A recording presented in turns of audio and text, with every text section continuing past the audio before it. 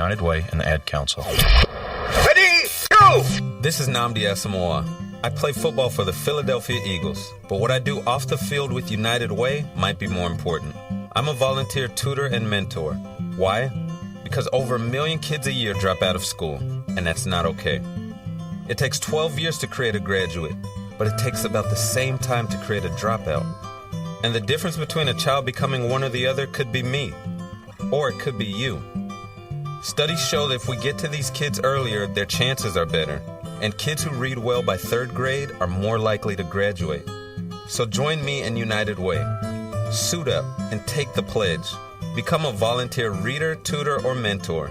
Because when a child succeeds, we all succeed.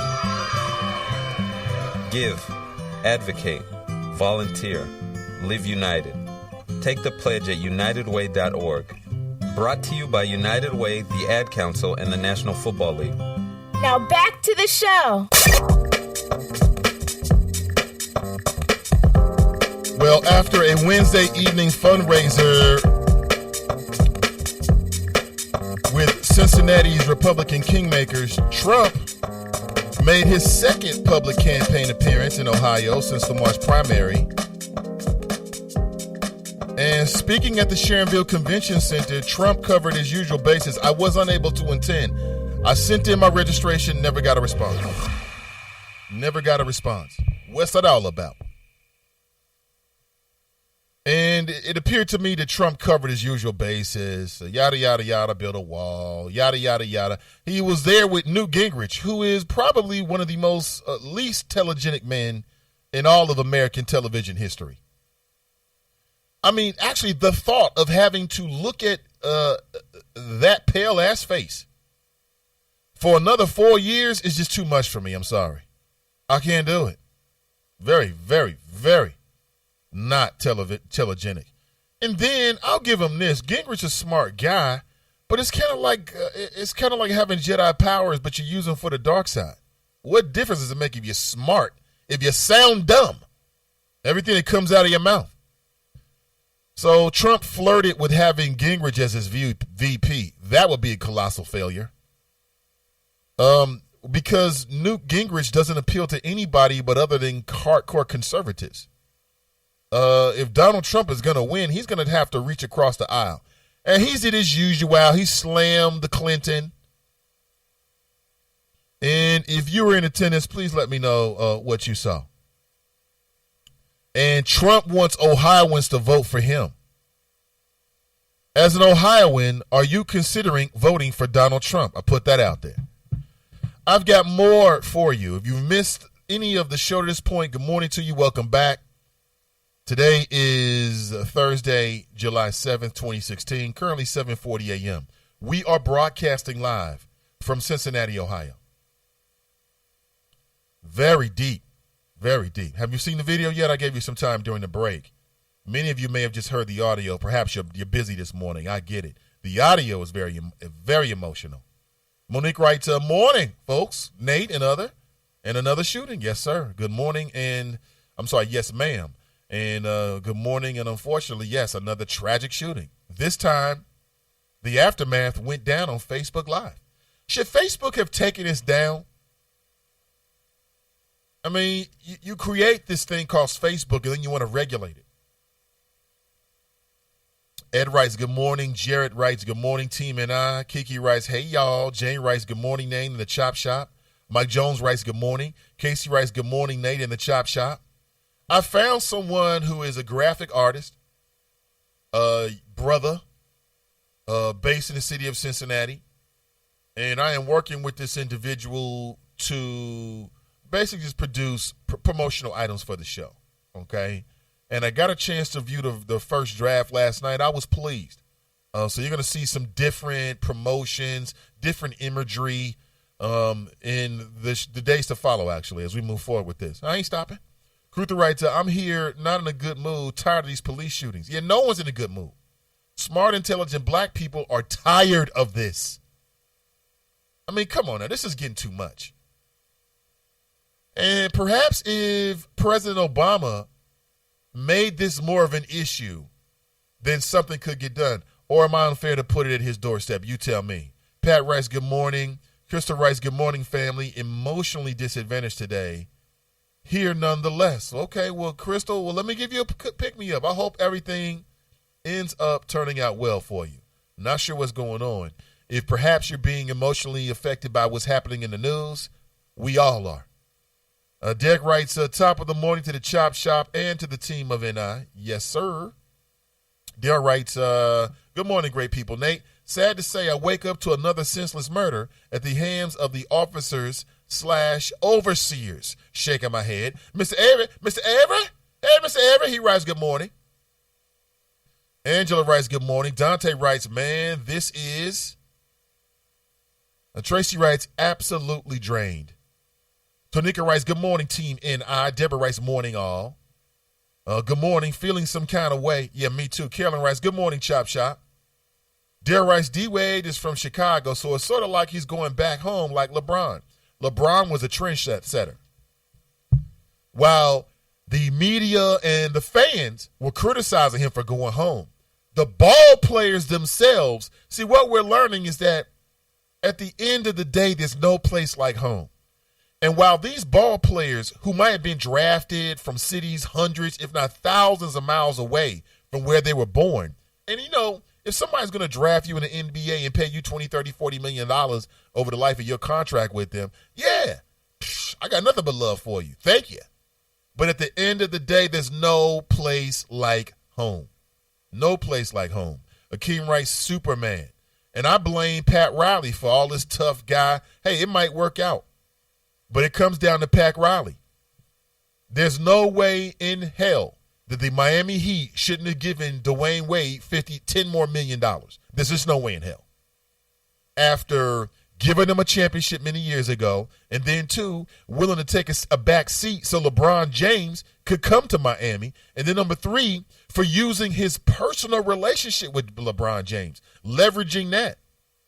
Like, when you work listen, if I work for the NBA, like I work for Miami, let's say I'm Dwayne Wade, I have a personal responsibility to make sure that I am ready to play every single game.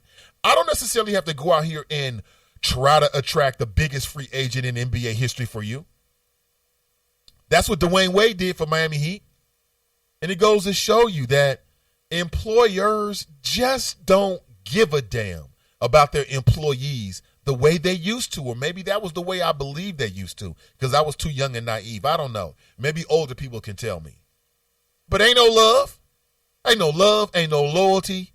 You out, period. And life goes on. And life goes on. Very, very, very interesting. It's going to make the league better, though. The league is going to be better because of it. All these cats going to different teams with different money.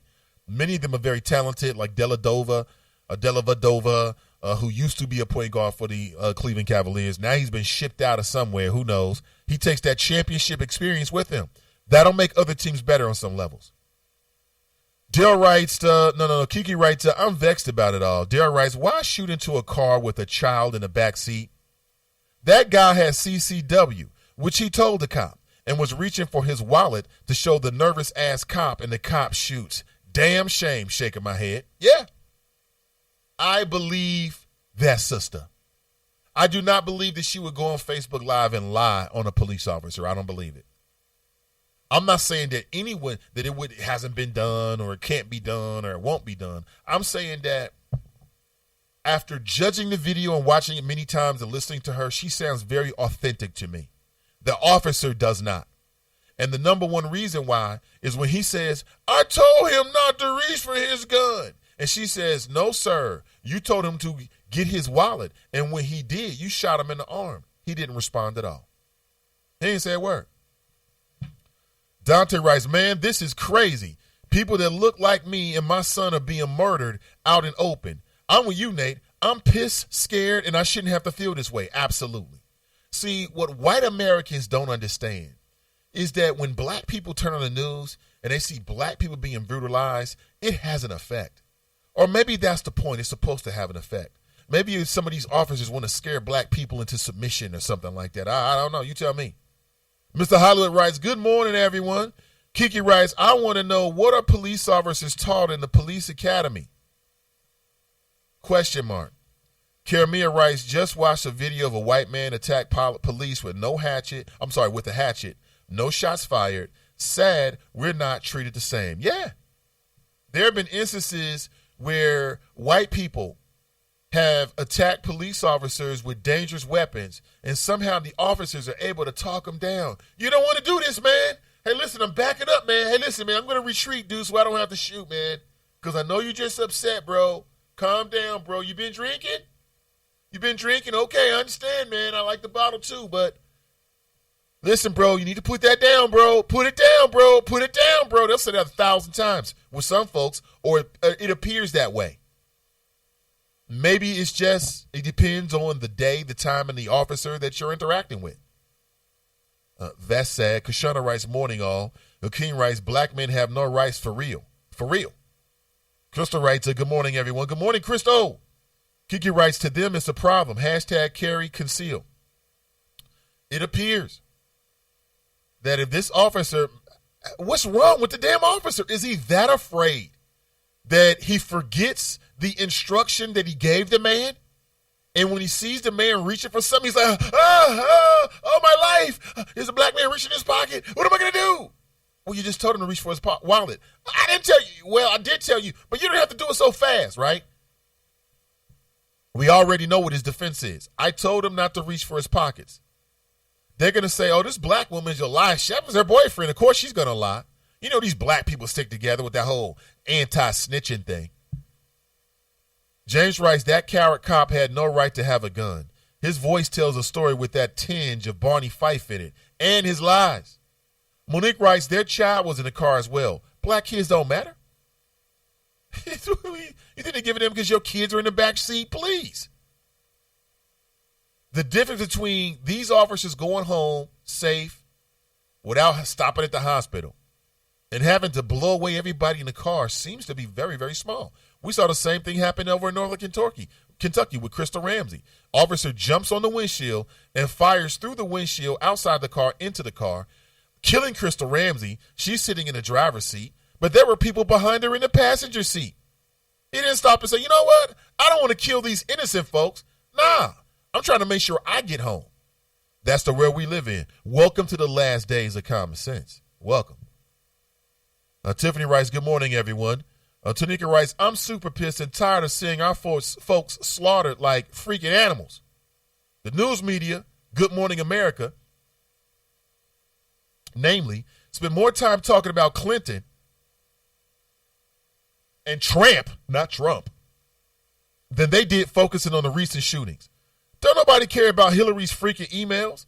I'm furious on today. I agree with you. The email story was a way for Hillary Clinton to get to this point without actually really focusing on serious issues of substance, because they're spending so much time talking about something in which there is no substance. She's not going to jail. She's not going to be charged, and that's it. And they all knew it. So, spending all this time analyzing emails, Benghazi, what did she do? Oh, my gosh, she actually did send some sensitive emails. I get it. Some people think that's important. But what of the myriad of other issues that are important to our neighborhoods, to families on a regular basis? As a man who's raising a family, I can tell you very, very seriously that there are some huge issues, okay, that families are dealing with. Props to politicians who understand that, because some of them do. Some of them do. Tanika Gray Flow. Kelly writes, good morning, Nathan. Angela writes, oh, boy, I'm fired up, Nate. Kush writes, morning, my heart is heavy this morning. FTP. Jerica writes, this is scary as hell. Junior the Truth writes, good morning, fam. I love you and I need you. Be safe today. Absolutely. Keisha, good to see you. Good morning to you. Dare writes, if we can get away with killing one of you, we can get away with killing all of you. Great flow, Nate. True words, bro. Absolutely. Angela writes, OMG. Shannon writes, so sad. Do we have to wake up to this every morning? I'm with you. And I have another bit of audio for you. This audio was taken, and it's audio from the convenience store owner. The convenience store in which a man in Baton Rouge, Louisiana, lost his life. Okay, his name is Alton Sterling. Perhaps you may have heard about him in the last few days.